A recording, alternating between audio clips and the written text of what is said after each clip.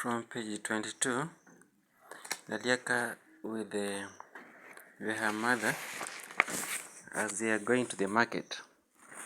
Naliaka kept going, not to see the agony in her mother. Naliaka was surprised. If such a big-sized mother felt such a pain, then what to daughters of her age went through? Trauma. A big trauma indeed.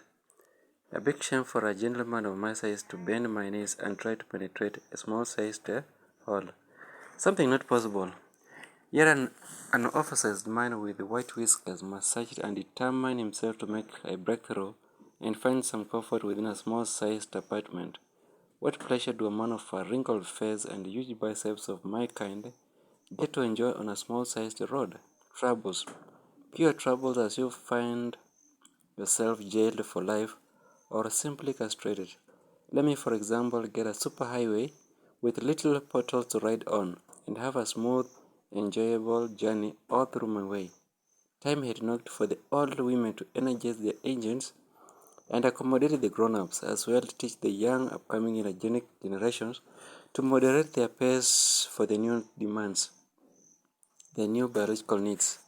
They ought to become mentors of the young children and teach them on what to do once they get married, that is, how to treat their men with dignity, giving warm baths and challenge their men for a tough showdown in the bed, a win in that day's friendly wrestling match in bed. Perhaps demand for an early fastening of bolts and nuts within the bed frames, lest they stumble to the ground at the peak of the highest anticipated event. And such a good woman should deliver enough kids for her man, unlike some days to come, when a man and a woman will spend 3 or 4 years in one roof, under one bed, sleeping, eating, and dining all together for a couple of years without hopes or to sire 1 or 2 kids. No sign at all for a child, all in the name of courtship or love. Something strange indeed, and contrary to the basis of our marriage foundation. Nowadays, kids become a signature for a relationship. Those are our days. Moses had prepared his bull. Simba paced about and tried to knock down his long-time rival. Nevertheless, I had also instructed my Nyundo bull not to let down and blemish the ego of our family name. I made him relax and never put him to the hard labor. For instance, I stopped him tilling our farm for some times. My father, he had always seen my Nyundo bull as the best to pull his plow. After I jacked into a yoke, our Nyundo bull so easily walked around harrowing and plowing our farm. Bring a fallow ground before him. It was nothing before him to break into finely harrowed pieces, nothing compared to his strength. So to keep my bull energized for the march, I asked my bull to relax and enjoy his meal. Very early in the morning, I woke up before and found some grass for him to feast on it all alone, since time will come for a showdown.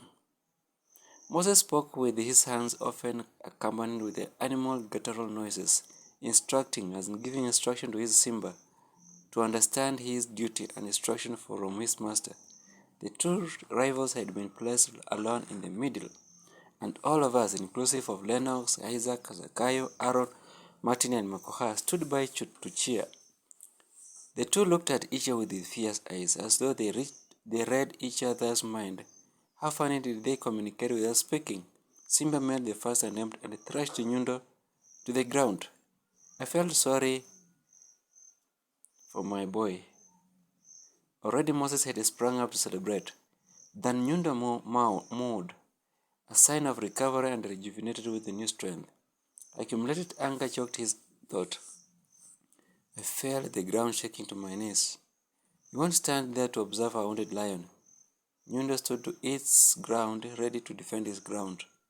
Sensing that his opponent had coiled its tail, Nyundo counted 1 or 2 steps behind, the style of Olimiku, a male god, and made a fierce attack to his enemy. Boo! Nyundo knocked down his proud opponent. Simba ran about for help. I asked Moses to read for himself and never to make fun with the quiet, harmless lion resting. He tried to pull out his hand and make peace. His heart beat and he could not find words. That's how good deeds suppress the evil. He was puzzled, walked with head bowed down, staring at the ground as if ashamed of looking about. Embarrassed by this encounter, children also laughed at his antics. I counted the number of few grasses that scattered after the fight. All the green grass had been stepped on and stumbled over by the two bulls. A firm grip of their stamina in their behind pushed the grounds apart. Tough pushes that could be observed from their stakes and that roll muzzles. Dust remained saturated in the air as the two mighty bulls wrestled. Indeed, whenever two bulls fight, the grass suffers. Whereas the spectators had already retired to their homes, then ground remained bare, nursing wounds of the day. Young man, today you'll reckon why you were born. I swear by the sword that circumcised me. Don't look at your muscles and compare with my strength. I am the conqueror in this village. Wambulwa spat on the ground and drew a straight line across himself and Martin, his rival. Indeed, if you are a man, push your legs across that line. That line makes the difference between my ground and yours. Dare pass that line and infringe my peace. I will show you some sense and put some discipline into that skull of yours that looks empty. Martin laughed. Hey. Just because you've stepped out of your mother's kitchen and stuffed your stomach to the food that makes you proud. Food does not mean strength, my friend. Just eating a good amount of wusuma, ugali, makes that proud. Some of us here, we are silent but killers, born with metallic fist. Anyway, now that you boast you've got powers over the earth, I'll soon give you some sense, my friend. Your mother has surely ruined you. That woman, Chamtai, from Elgon, never ceases to stay a good sasaba ugali that makes you to boil for a fight. Martin felt demeaned and sarcastically tried to subdue what his friend had attacked. You know, Chamtai harvested a lot. She had a good granary to store her maize and kept it safe to munch slowly thereafter, within the season and even after the season.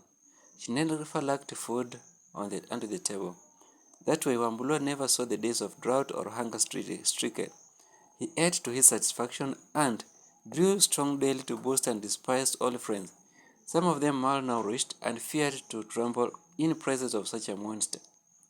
I did guess Chemtai used to farm way back from her childhood. From that region of the mountain, Elgon, there's a good farming practiced, competing lockheads with the Jirangani Hill.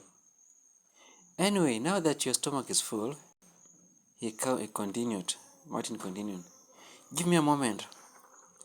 Also find something for lunch. I'll be back soon. I guess my maponi, those are potatoes, are also ready. I won't delay. I must be back and challenge this stupid boy. What the hell does he think to be going around and boasting? He had terrorized all our boys in the village.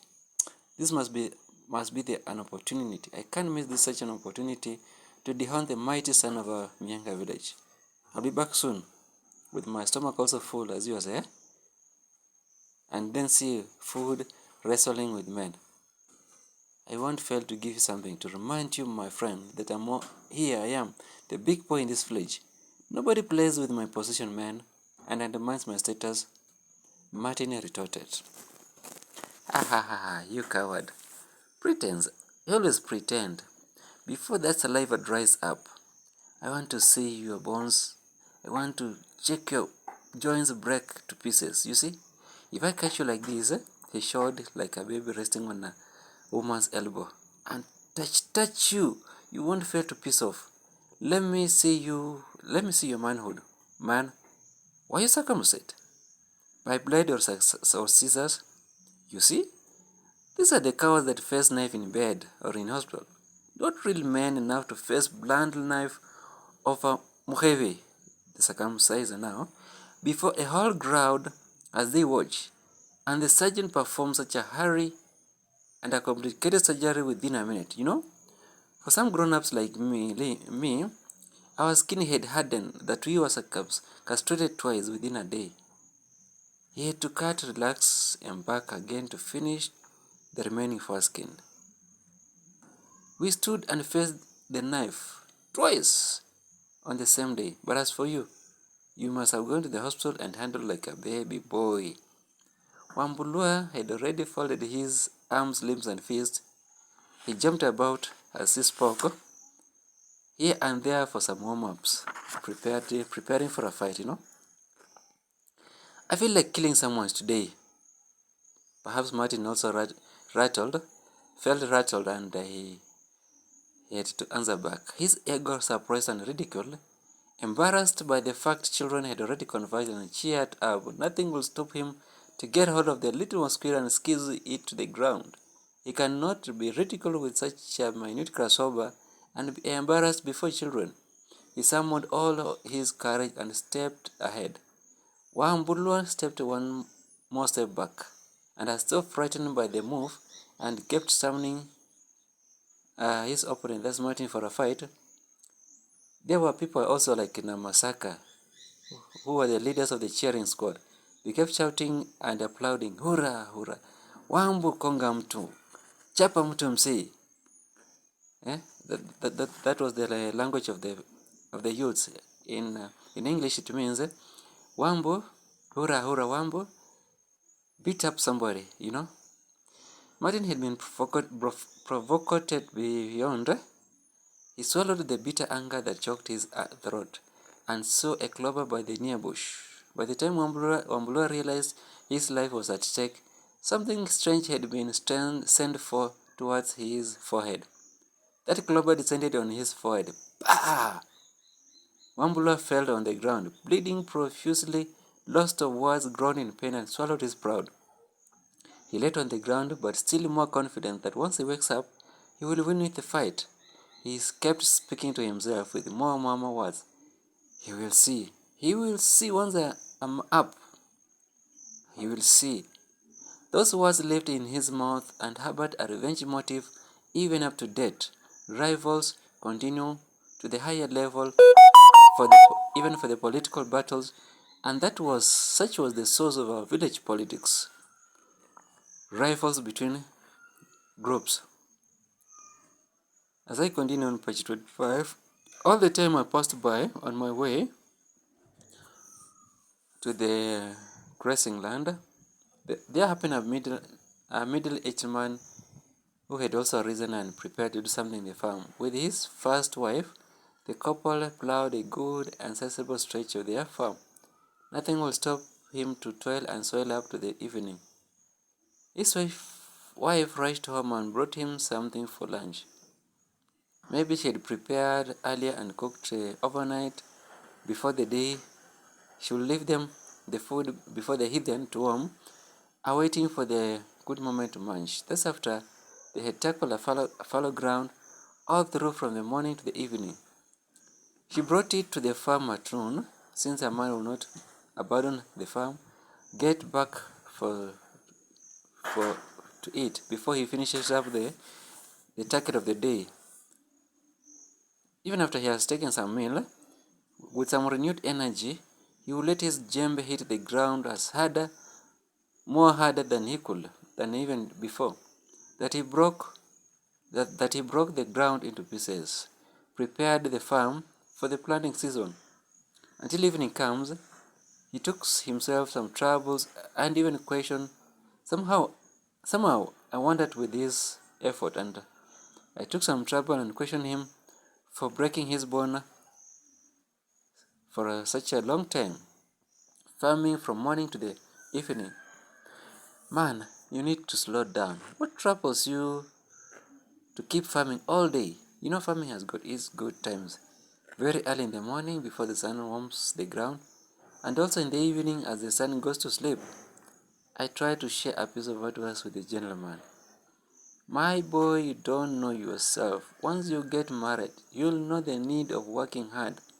Once your kids begin to yawn, demanding for a cup of porridge, you'll do anything to be a responsible man. But after that, my boy, there's something here in the soil. There is money in the soil. Once I get rich, I'll sit idle or sleep and observe my money grows like grass. I will be comfortable in my resting room as the money grows and multiply on their own. Mr. Skook confirmed to his an endless quest to dig, harrow, and prepare his farm in readiness for the second planting. He worked assiduous with hopes for a bright future, brushed off the sweats that had accumulated in his forehead, embarked on his routine, never dusted his face fully covered with dust particles. Such was his heart, avarice for the great desire for wealth. While his wife also worked all through, but she had a different purpose, just to save her buttocks from wives. If she failed to show up in the farm, she will receive slaps, kicks, and blows from a no-nonsense man who did not entertain laziness and pushed his woman to work for his mission. And thus she toiled with purpose or no purpose. She worked endless before they retired home in the evening. Such was his short-term project to safeguard his future. But as for me, I opted to plant trees, as many as I could. I planted them and left them to grow. Whenever I saw them heaving and thrashing up to the ground, that was perfect and nice. I felt good. My future was guaranteed safe. As the Bible said, God formed the world, and after he had done all, he looked around and felt good. I also observed what I had done and felt good. I felt it was nice. I also looked at my investment, and warmth of joy overwhelmed my heart. My future had been secure and safe. I would die rich. Whenever children played with my trees, it annoyed me. They made me fun with my future. Such a long-term but sure goals ought to be safeguarded. As much as I did with passion, a hobby for instance, and never struggled or paid much to invest, I felt that to be the best adventure for me to undertake and safeguard my future. Days I will want to sit back and enjoy. Maybe the days for the blue economy or for our nation. I will also be part and contribute to the development of our country. How about my older brother, who was by the name Dan? I found him cutting down my trees to make firewood. It pained me for so much. Actually, for months, I felt sick, like one bereaved after loss of his one very beloved one. I became absolutely sick for months. Mentioned that someone had been playing about with my forest. I will not take it such a lightly. It pained me so much. It was such a painful episode for me. Mr. Nyongeza became annoyed. The fact that his boy had come of age, that Zakayo, had come of age, yet nothing good had been observed from him. Nyongeza became apprehensive for his boy. The gentleman had attained the age of 25, yet nothing good seemed to come forth from him. Mr. Nyongeza demanded for his wife to sort out that issue. What could be the matter that stopped Zakai to find himself a woman and settle down for marriage? Count the number of seeds Zakai had planted outside there. Your boy has penetrated almost all girls in this village planting seeds. Yet he can't keep one for himself. He cannot maintain one as a woman. He was born lazy, like you, like father, like son. Mama Angela will not hide what had been knocking her mind for some good long time. So many girls had visited her son, but whenever she demanded to know her daughter-in-law, Zakayo will simply brush her off. That is just a passerby, Mama. I'm yet to find a woman of my age. That became a serious matter for discussion. Nyongesa demanded Angela to find him a woman immediately. He will pay a bride price. As soon as one girl was found for his son, he will cater for his price and his son get married. He will